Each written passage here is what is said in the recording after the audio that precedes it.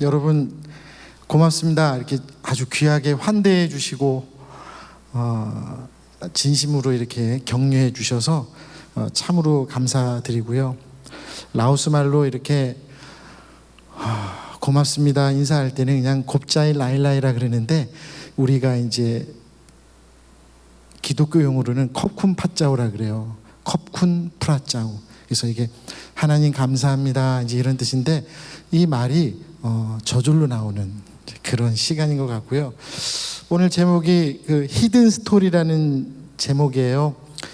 그동안 말씀드릴 수 없었던 숨겨져 있던 이야기들 제가 잠깐 나눠드리고 싶은데,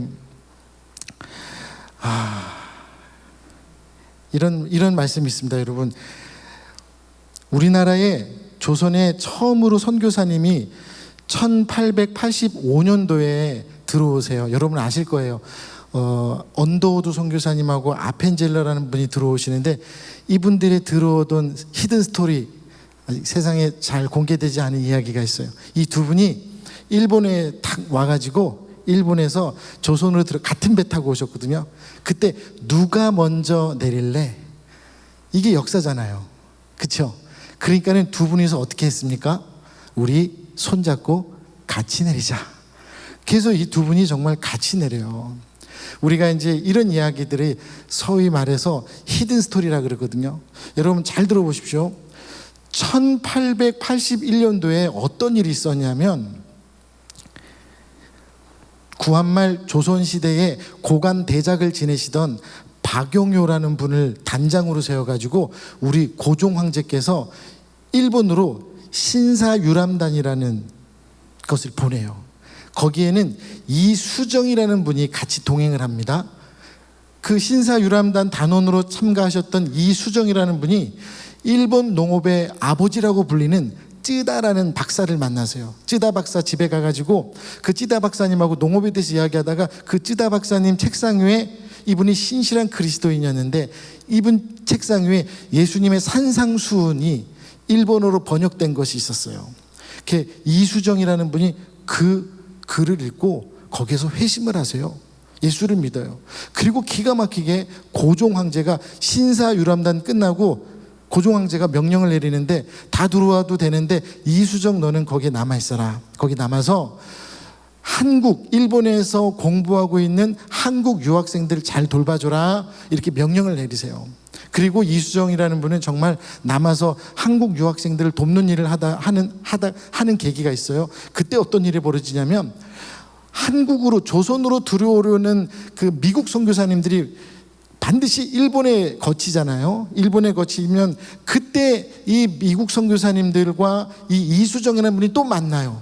그래서 어떻게 하면 조선 선교를 효과적으로 할 것인가에 대해서 그분들이 잘 설명해드리고 가르쳐드리고 한국말도 가르쳐드린 역할을 바로 이 이수정이라는 분이 하세요. 이건 세상에서 잘 알려지지 않은 얘기예요. 그 다음에 1882년 1년이 지난 다음에 또 어떤 일이 있었냐면, 이번에는 고종 황제가 견미단이라는 것을 미국으로 보냅니다. 지금 제가 드리는 말씀은 일본, 중국, 미국 3개국에서요 선교사가 들어오기 전부터 하나님께서 어떻게 일하셨는가는 이런 히든 스토리를 설명해 드리는 거예요. 선교사가 들어오기 3년 전에 하나님이 견미단을 통해서, 신사유람단을 통해서 밑작업을 싹 하셨다는 거예요. 그때 어떤 일이 있었냐면, 견미단에는 명성황후의 그 수양 아들인 민영익 씨가 단장이 되어져서 배 타고 그 다음에 기차 타고 6개월 이상을 미국으로 가는데, 그때 갓을 쓰고 두루마기 옷을 입고 그 보스턴, 볼티모어 그 지역 가는 기차를 타고 가다가, 그 기차 안에 누구를 만나냐면 조선 땅에 선교사를 100명을 파견한 후에 나중에 100명을 파송한 목사님이 타고 계세요. 그분이 이름이 뭐냐면 가우처 목사님이 기차에 타고 계세요. 그리고서는 갓 쓰고 그 다음에 두루마기 입고서 막 다니는 막 그 냄새나는 이 견미단 우리 일행을 보시고, 이 가우처 목사님 생각 속에 저자들은 누군가? 저자들도 예수님 믿는가? 성경은 저 나라 말로 쓰여져 있는가? 선교사는 있는가? 이런 의문을 받게 돼요. 그리고 실제로 몇 년 후에 이 가오초 목사님을 통해서 수많은 총 100명이 옵니다. 우리 조선 땅에. 그 다음에 같은 해 1882년에 또 기가 막힌 분을 만나요. 존 로스라는 분이요, 지금 우리로 말로 따지면 외국인 이주 노동자 이응찬, 평안북도 사람인데 돈 벌기 위해서 그 중국에서 일을 하는 이주 노동자 신분으로 갔던 이응찬이라는 분을 만나고요, 그분에게 조선말을 배우고 조선의 상황을 듣게 되고, 그 다음에 이분과 함께 성경을 번역해요. 세계 최초로요, 여러분 기억하십시오. 선교사가 들어오기 전에 그 나라 말로 성경을 번역한 케이스가 없어요. 우리 조선이 유일합니다. 언더우드 아펜젤러가 말씀드렸죠. 1885년에 처음 들어왔을 때 그 당시에 그분들이 뭘 가져왔냐면 바로 1882년도 3년도에 번역했던, 중국에서 이수정과 존 로스와 이응찬이라는 분이 번역했던 성경, 예수 성경 전서, 이걸 들고 와요. 저기 놀랄만, 이거 이 히든 스토리예요. 여러분, 전 세계 선교 역사 중에 선교사가 들어오기 전에 그 나라 말로 이미 번역된 성경을 가지고 온 예가 한국이 처음인 거예요. 근데 재밌는 얘기도 있습니다. 이 존 로스 선교사님이 이응찬에게 배웠던 첫 번째 한국말, 나는 너를 도무디 믿디 못하겠다. 참 가슴 아픈 일이에요. 이런 일이 있었습니다. 여러분 잘 들어보십시오. 자, 여러분 아마 우리 일산교회는 많은 그 훈련을 받아서 이미 이 내용을 다 아실 거라고 생각합니다. 마태복음 28장 18절 말씀에 예수님이 부활 승천하실 때에 12제자들과 500명의 성도들 앞에서 탁 보이시면서 마지막으로 하셨던 말씀이, 그러므로 너희는 가서 모든 족속으로 제자를 삼아 아버지와 아들과 성령의 이름으로 세례를 주어라. 기억하시지요? 맞지요? 이 이야기를 예수님이 하셨어요. 너희는 모든 족속으로 제자를 삼아 떠나라, 막 이렇게 하셨어요. 그 다음에 사도행전 1장 8절에 또 기억하십니까? 오직 성령이 너희에게 임하시면 너희가 권능을 받고 온 유다와 사마리아와 땅끝까지 이르러 내 증인이 되라 하셨죠? 맞죠? 맞습니까? 그런데 어떤 일이 벌어진 줄 아세요? 사도행전 2장 1절에 마가의 집 다락방에서 어떤 일이 벌어집니까? 성령이 강림하시지요. 맞죠? 그러면은 이렇게 생각하셔야 돼요. 이때부터 약간 문제가 생기기 시작해요. 왜냐하면 마태복음 28장 18절 말씀에 너희는 가서 모든 족속 제자 삼아 했고, 그 다음에 그런데 원칙이 하나 있어. 성령을 받고 난 다음에 가야 돼. 그래서 성령이 너에게 임하시면 온 유대 사마리아 땅까지는 내 증인이 되라, 이렇게 하셨어요. 그 전에 나갈 수 없었던 상황 같아요. 그런데 사도행전 2장에 얼마 지나지 않아서 2장 1절에 마가의 다락방에서 정말 그렇게 고대하던 성령이 딱 임합니다. 자, 그러면은 응당, 예수를 믿는 사람들이라면 응당해야 할 일이 무엇이었을까요? 예? 복음을 전하러 갔었어야 돼요. 그런데 실제로 사도행전 9장까지 아무도 나가질 않아요. 사도행전 9장까지 1장, 2장의 성령을 받았으면 당연히 온 유대 사마리아 땅끝까지 이르러 내 증인이 되라는 말씀을 응당 들었어야 되는데 나가지 못하셨어요. 왠 줄 아십니까? 왜 못 나갔냐면 성령이 임하고 난 다음에 예루살렘 초대교회에 엄청나게 많은, 하루에 막 3,000명 5,000명씩 회개하고 돌아오는 새가족들이 있었어요. 새가족들이 어마어마하게 많은 새가족들이 교회 안에 막 들어오기 시작합니다. 그러니까는 헬라파 유대인들, 히브리파 유대인들, 제자들, 이런 분들이 무슨 일을 했냐면 구제하는 일에 힘을 써요. 그리고 마태복음 28장에 그 다음에 사도행전 1장 8절의 말씀을 까마득히 잊어버렸어요. 아주 단회적으로 빌립 집사를 통해서 아주 강력한 성령의 역사를 통해서 이디오피아, 그 다음에 그 이디오피아의 네시 장관에게 단회적으로 딱 한 번 예루살렘 밖을 나가서 복음을 전했던 적이 있어요. 그것도 딱 한 번 하고 다시 돌아옵니다. 그게 끝이에요. 9장까지 그 어떤 제자들도, 그 어떤 성도들도 예루살렘 밖을 나가서 복음을 전하지 못했어요. 왜냐하면 초대교회가 갑자기 막 부흥했거든요. 어마어마하게 많은 성도들이 밀고 들어왔어요. 거기에 그 성도들을 목양하고 관리하는 일이 보통 힘든 일이 아니었어요. 아주 인력이 부족했단 말이에요. 그런 상황 속에 있을 때에 여러분 잘 아시는 한 분이 등장해요.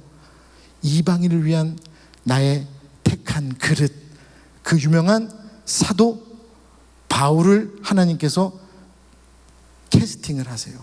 그래서 지금 예루살렘에 있는 성도들과 예루살렘 교회 지도자들이 지금 목양하는 일에 정말 온 힘을 다해서 시간이 없어. 너는 특별하게 있잖아. 너는 그런 일 하지 말고 너는 이방인을 위해서 살아라 하고 그분을 선택해요. 근데 그러면서 복음 전하는 일, 그럼에도 불구하고 사도행전의 11장까지요 예루살렘 교회는 이방인들에게 복음 전하는 것에 우호적이지 않았어요. 인정하지 않았습니다.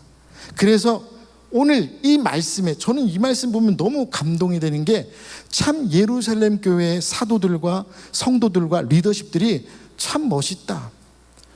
극렬하게 안 돼. 무할례자들에게 복음 전하는 거 안 돼. 이방인에게 복음 전하는 거 안 돼. 그들에게 같이 천국 가, 우리 원하지 않아. 이랬던 편견에 사로잡혀 있던 사람들에게 오늘 이 말씀을 보니까는 베드로가 지금 설명을 하고요. 설명하는 그 순간에 여기 15절에 보니까 내가 말을 시작할 때에 성령이 그들에게 임하시기를, 맞지요? 베드로가 지금 설득하는 거예요. 이방인들도 복음 들어야 돼. 이방인들에게도 복음을 전해야 돼. 이거 꼭 해야 된다라고 막 설득을 할 때에 어떤 일이 벌어졌냐면은 그들에게 성령이 임했대요. 그리고 처음 우리에게 하신 것과 같이 하는지라. 그러니까 처음 있었던 일이 생각난 거예요.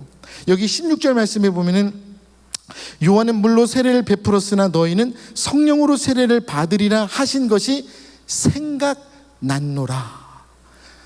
까마득히 잊고 있었던 일이 생각난 겁니다. 마태복음 28장에 온 모든 족속을 향해 제자를 삼으라는 그 말씀을 우리가 잊어버리고 있었어. 사도행전 1장 8절에 성령이 너에게 임하시면 권능을 받고 온 유대 사마리아 땅까지 이르러 내 증인이 되라는 말씀을 내가 까마득히 잊고 있었어. 그때 생각이 난 거예요. 그런데 여기서 더 중요한 게 뭐냐면요, 이분들의 태도입니다. 예루살렘 교회의 리더십들, 예루살렘 교회의 지도자들이 18절 말씀에 그들이 이 말을 듣고 잠잠하여 하나님께 영광을 돌려. 이 말이 뭐냐면 지금 베드로가요 이방인에게 복음을 특별히 고넬료의 가정에 복음 전하고 고넬료의 가정이 막 주께로 돌아오는 그 이야기를 막 해줬거든요. 선교보고 한 거예요. 그랬더니 그때 예루살렘 교회 최고 리더십들은 이 말을 듣고 잠잠하여 하나님께 영광을 돌려 이르되, 그러면 오케이, 인정. 하나님께서 이방인에게도 생명 얻는 회개 주셨어. 인정. 저는요 18절 말씀에 그들이 이 말을 듣고 잠잠해요. 예루살렘 교회 지도자들은 왜 할 말이 없었겠습니까? 사도 바울도 할 말이 많았고요, 베드로도 할 말이 많았고, 예루살렘 교회 리더십들도 할 말이 왜 없었겠어요? 그런데 그분들이 잠잠해요. 그리고서 그분들이 이렇게 결정을 내려요. 그러면 하나님께서 이방인에게도 생명 얻는 회개 주셨어. 인정. 앞으로 우리는 세계 선교하자. 이방인을 향해서 나가자. 예루살렘뿐만 아니라 온 유대 사마리아 땅까지 이르러 증인되자. 우리 이 사역 인정. 그 다음부터 12장, 13장, 14장 사도행전의 역사는 그 다음부터는 세계 선교 역사가 돼요. 저는 선교지에서 짧은 세월이 있었어요. 10년밖에 안 됐습니다만, 제일 어떤 때 힘이 드냐면, 뭐 재정이 없어서요, 뭐가 없어서요, 능력이 없어요, 아니요, 하나도 그건 문제가 안 됐었어요. 한 번도 저희 발목을 잡아본 적이 없어요. 어떤 게 제일 힘들었냐면, 편견에 휩싸인 사람들과 일할 때, 편견과 아집과 고집이 있는 사람들과 일할 때 그분들을 설득하는 게 너무 어려웠어요. 우리 라오스 문화가 그렇습니다. 굉장한 편견이 있어요. 자기들은 절대 안 된대요. 뭘 해도 안 돼. 수천 년 동안 안 돼 왔기 때문에 앞으로도 안 되고 영원히 안 돼. 라오스에서 야구사역을 한다는 건 이건 정말 편견과의 싸움이었어요. 매일매일 예배드리면서 뭐와 싸우는 거냐면 문화와 싸우는데 그 문화의 핵심에는 편견이었습니다. 편견. 이 편견의 비늘이 벗겨질 때 글로벌 그리스도인이 되는 거예요. 저와 여러분이 우리 속에 있는 이 편견들, 우리 안 된다, 우리 어렵다, 뭔가 저 안에 뭔가 숨겨진 의도가 있을 거예요. 무슨 국어학자도 아닌데 무슨 이게 우리가 공부하는 것도 아닌데 이 안에 숨겨진 의도가 무엇인가? 이게 아니라 그냥 복음이 말한 그대로라면 우리는요, 이 편견의 그늘을 벗어주는 순간 연세가 아무리 많더라도 아무리 어리더라도요, 우리는 글로벌 그리스도인이 될 수가 있어요.